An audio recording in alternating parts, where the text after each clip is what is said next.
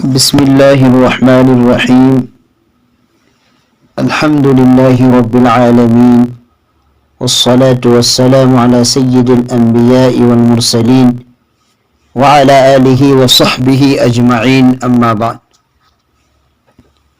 أعوذ بالله من الشيطان الرجيم. بسم الله الرحمن الرحيم.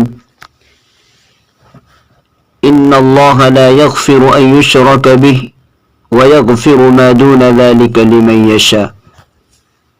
صدق اللہ العلی العظیم. اس مہینے کے متعلق بہت ہی اہم اور ضروری باتیں آپ حضرات کے سامنے آ چکی ہیں. اس مہینے کے متعلق دو باتیں عام طور سے مشہور ہیں. ایک 13 چیزہ یعنی شروع کے 13 دن، اور آخری بدھ جس کو آپ حضرات چہارشنبہ کہتے ہیں.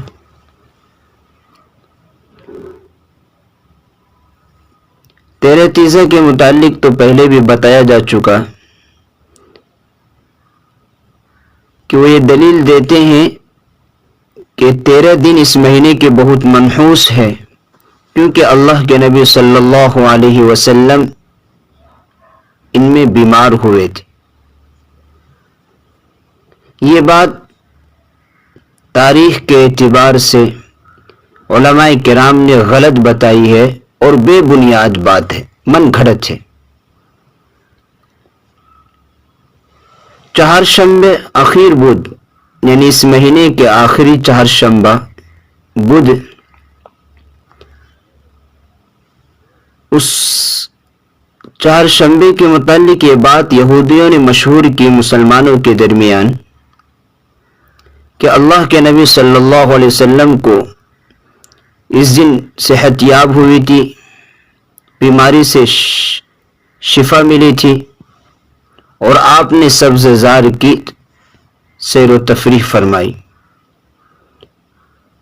یہ انہوں نے من گھڑت حدیث مسلمانوں کے درمیان مشہور کی. چنانچہ علماء بتاتے ہیں کہ پہلے لوگوں میں اس پر عمل رہا کہ لوگ اس مہینے کے آخری چہارشنبے کو وہ پارکوں میں جاتے تھے، سیر و تفریح کرتے تھے، پارٹیاں کرتے تھے. یہ بات یہودیوں نے مشہور کی. اسلام اس دنیا میں باطل عقیدے اور غلط عقیدے کو مٹانے اور ختم کرنے کے لیے آیا ہے.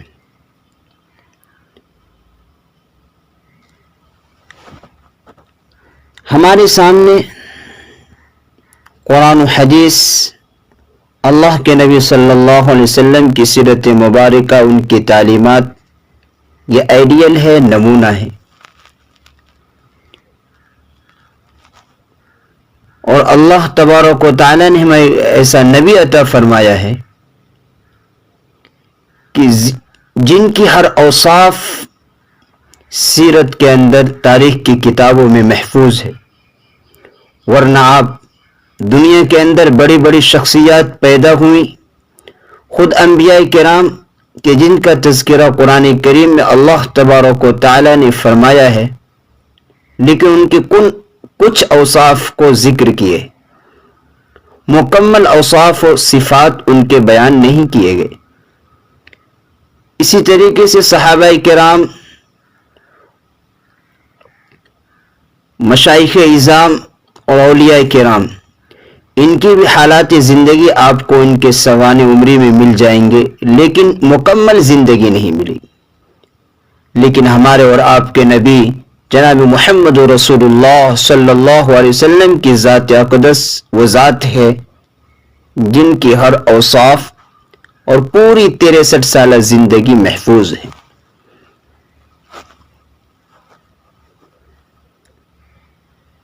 ہمیں یہ بات بھی معلوم ہونا چاہیے کہ بیماری یہ منحوس ہے یا نعمت ہے. یہ سمجھنے کی چیز ہے کہ اسلام اور شریعت محمدی کے اندر بیماری یہ ہم مسلمانوں کے لیے نعمت ہے اور رحمت بند ہے. اگر بیمار ہونا نحوست ہوتا تو اللہ کے نبی صلی اللہ علیہ وسلم کے آخری وقت بیماری میں نہیں گزرتے. اگر بیماری ہونا نحوست ہوتا تو اللہ کے نیک بندے بیمار نہیں ہوا کرتے. مصیبت آنا اگر نحوست ہوتا تو اللہ کے نیک بندوں پر مصیبتیں نہیں آتی. حالانکہ جتنے بھی اللہ کے نیک بندے ہیں اکثر ان میں مصیبتوں میں گزارے زندگی. تو اللہ کے نبی صلی اللہ علیہ وسلم نے خود فرمایا کہ مجھے اللہ سے تعلق کی بنیاد پر جتنی تکلیفیں دی گئیں اتنی کسی کو نہیں دی گئی. تو مصیبت کا آنا، پریشانی کا آنا، فقر و فاقہ کا آنا یہ نحوست کی علامت نہیں ہے. فقر و فاقہ تو اللہ کے نبی صلی اللہ علیہ وسلم کے گھروں میں ہوتے تھے. خود عائشہ رضی اللہ عنہ فرماتی ہیں کہ 3 چاند ایسے نکل جاتے تھے کہ ہمارے گھر میں چولہا تک نہیں جلتا تھا. تو عبداللہ بن زبیر رضی اللہ عنہ نے پوچھا پھر گزر کیسے ہوتی تھی؟ فرمایا اسودین یعنی کھجور اور پانی ان کے ساتھ ہمارا گزر ہوتا تھا.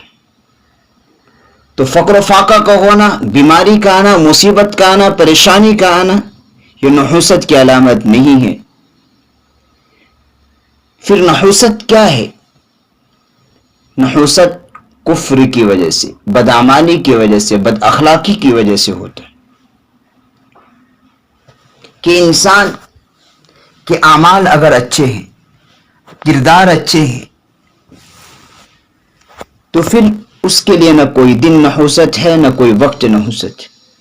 مصیبت آئی ہے، بیماری آئی ہے، اگر وہ گناہ ہے اس کے اوپر تو گناہ صاف ہو جائیں گے، اگر گناہ نہیں ہے تو اس کے درجات بلند ہوں گے. حضرت ابو ہریرہ رضی اللہ عنہ فرماتے ہیں کہ جس مومن مرد کو بیماری لگتی ہے تو اس بیماری کے بدولت اس کے گناہ معاف ہوتے ہیں. گناہ نہیں ہے تو اس کے درجات بلند ہوتے ہیں. تو بیماری تو مومن کے لیے ایک نعمت ہے. تو ہمیں بیماری سے، پریشانی سے گھبرانا نہیں چاہیے، صبر کرنا چاہیے اور اللہ تبارک و تعالیٰ کے وعدوں پر امید رہنا چاہیے. جب ہم مانتے ہیں کہ ہر نفع نقصان کا مالک اللہ ہے، اگر ہمیں اللہ نفع پہنچانا چاہے تو پوری دنیا مل کر اس کو روک نہیں سکتی، اور اگر ہمارے مقدر میں نقصان ہے تو پوری دنیا مل کر ہم اس نقصان سے بچا نہیں سکتی. اگر اس ایمان میں کچھ تردد ہے تو تمہارا نام آدھار کارڈ میں تو عبد الرحمن عبداللہ ہو سکتا ہے، یاد رکھو اللہ کی رجسٹر میں تمہارا نام مسلمان نہیں ہوگا. اپنے عقائد کو درست رکھو. بہت سے لوگ نہ جانے کیا کیا من گھڑت عقیدوں پر، سنی سنائی باتوں پر عمل کر لیتے. کوئی کہتے ہیں اگر کوئی راستہ چلتے اگر کالی بلی گزر جائے تو وہ آگے جانا پسند نہیں کرتے، کہتے نہیں آج کا دن جو ہے ہمارا منحوس ہو جائے گا، ہمیں کچھ نہ کچھ آگے نقصان ہونے والا ہے. بالکل بے بنیاد بات ہے. ایک واقعہ کتابوں کے اندر لکھا ہے غالباً عبد الملک بن مروان کا، کہ وہ شکار کے لیے جا رہے تھے. راستے میں ایک شخص کانا ملا جو بیچارہ کمزور قسم کا آدمی تھا. ان کو دیکھتے ہی بادشاہ نے کہا کہ اس کو جیل میں ڈالو. ان کو جیل میں ڈال دیا گیا. اس دن بادشاہ ماشاءاللہ اچھا شکار بھی ہوا، شکار کر کے واپس آیا تو اس کانے کو بلایا گیا اور اس کانے نے سوال کیا کہ آپ نے مجھے کس جرم میں جیل کے اندر داخل؟ کہ میں شکار کے لیے نکل رہا تھا تو مجھے تم پر نظر پڑی تو میں نے سوچا آج میرا دن اچھا نہیں ہوگا، اس لیے کہ تو کانا ہے، شکار نہیں ہونا کہ آج شکار اچھا ہوا اس لیے تم کو رہا کیا جاتا ہے۔ تو اس کانے نے یہ جواب دیا کہ اگر کانا ہونا نحوست کی علامت ہے تو آج سب سے پہلے میں نے آپ کا چہرہ دیکھا تو مجھے آج جیل میں جانا پڑا۔ تو ایسا نہیں ہے کہ راستہ چلتے وقت یا گھر سے نکلتے وقت کوئی ہمیں ٹوک دے یا کسی کانے اندھے کو دیکھ لے پہلی نظر میں تو وہ دن ہمارے لیے خراب ہوگا۔ یہ بالکل بے بنیاد بات ہے، اسلام میں اس کی جگہ نہیں ہے۔ ہم نفع نقصان کے مالک اللہ کو سمجھتے ہیں تو یہ زبان پر نہیں، ہمارے دل کے اندر ہونی چاہیے۔ کس اللہ کے علاوہ کسی ولی کے اندر، کسی انبیاء کے اندر بذات خود یہ طاقت سمجھنا یہ شرک کفر ہو جائے گا۔ کبھی اللہ تبارک و تعالیٰ کسی کے ذریعے سے فائدہ پہنچا دیتے ہیں، نعمت عطا فرما دیتے ہیں، تو اس کا مطلب یہ نہیں ہے کہ اس ذات کے اندر یہ طاقت ہے، نعوذ باللہ۔ تو ہم اپنے عقائد کو درست رکھیں۔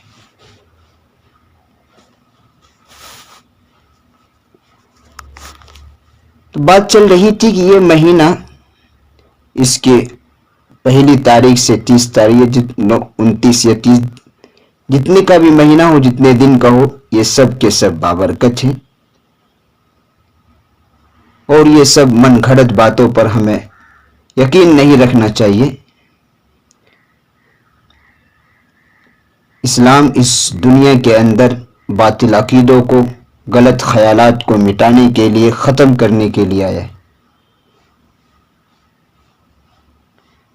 اور ہم یہ بات کہہ چکے کہ بیماری کا ہونا، پریشانی کا آنا، مصیبت کا آنا یہ نحوست کی علامات نہیں ہے۔ اللہ کے نیک بندے اکثر مصیبت میں، پریشانی میں رہے۔